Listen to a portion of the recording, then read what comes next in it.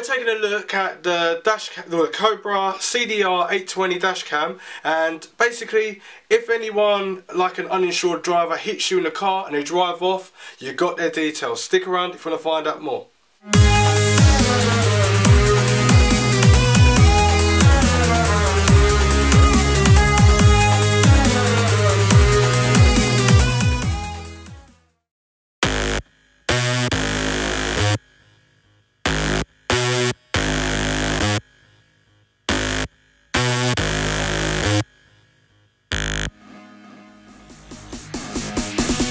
First of all, this is a full high definition dash cam.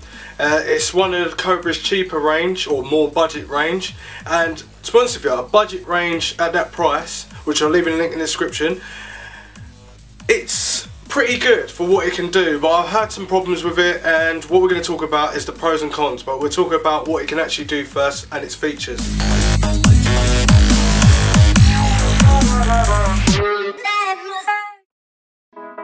So it features 1080p at 30 frames per second, and you've got 1080i, which is 720p, which is at 60 frames per second, then you've got 720p and stuff like that, and the frames per second goes a little bit more higher. So talking about frames per second is like 30 frames per second in a car. If you're driving quite fast, it's just enough frames per second to see what's going on.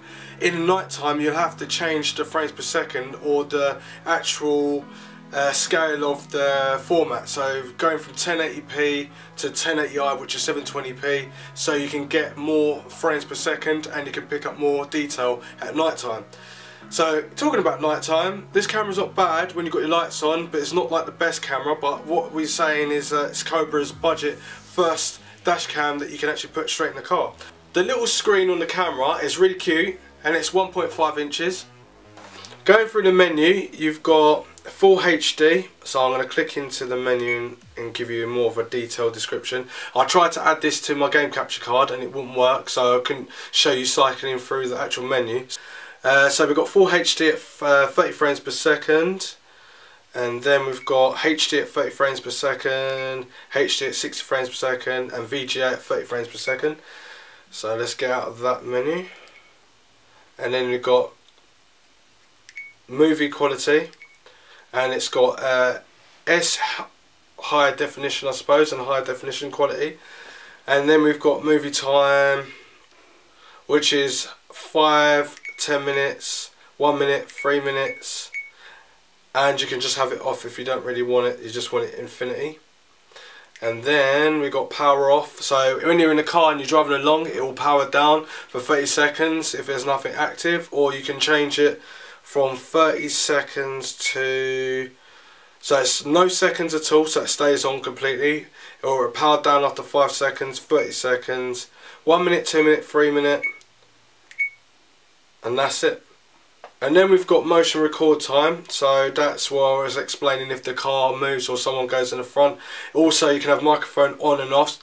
You can do the microphone sensitivity depending on how loud you're speaking. You can have it a little bit lower, it's up to you.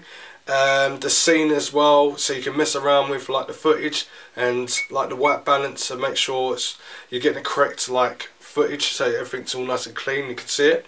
You've got exposure on there, white balance, ISO setting, sensitivity, and colour balance as well.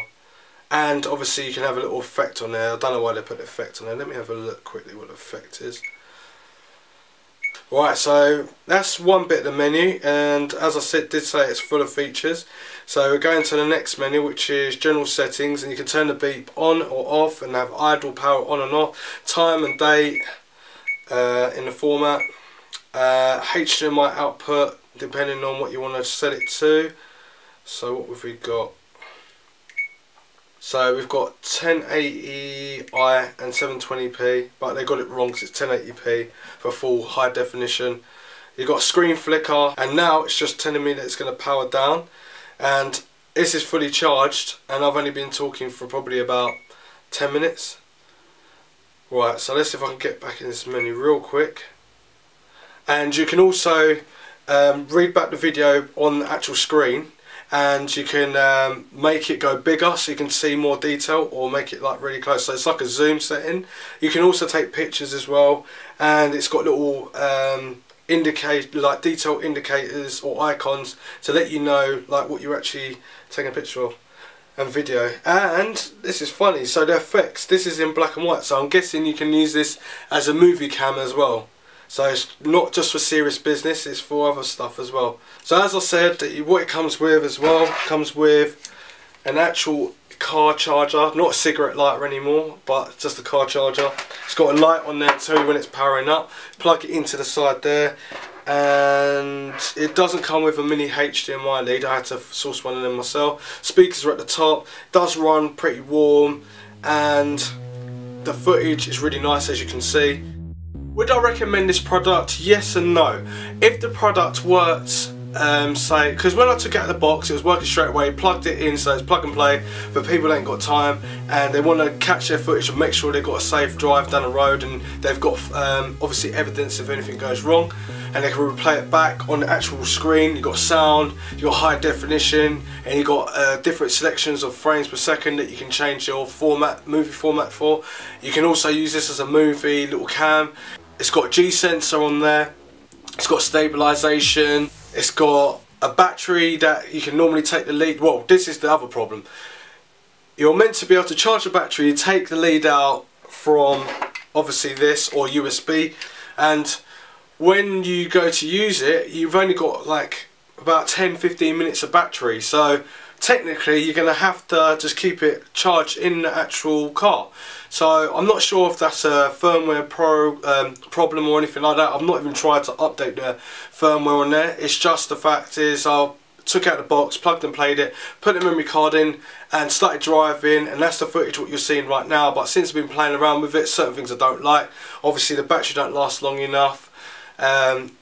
The features though, I don't know, what I don't like about it is two things. Didn't work with my game capture card, which is a mini HDMI lead that goes into it, so I can get the footage and obviously record the footage back to use it as a movie, because obviously it's got effects, but I'm not actually getting that. So that's one thing I don't like, and the other thing I don't like is obviously the battery, and everything else is fine. Everything out of the box is really, really fine. For the price what it is, you can't really get any better than this. It's like if you want this to like obviously use with a lead, you're gonna have problems, not worth buying for. And if you're not worried about the lead, then it's always recommended by me that you buy one of these, because it's really good and the quality is superb, as you can see from the video footage. But I haven't taken any pictures because there was no need, but I left it like that, and this is the end of the review. So thanks for watching, don't forget to like and subscribe, and I'll see you next one. See ya.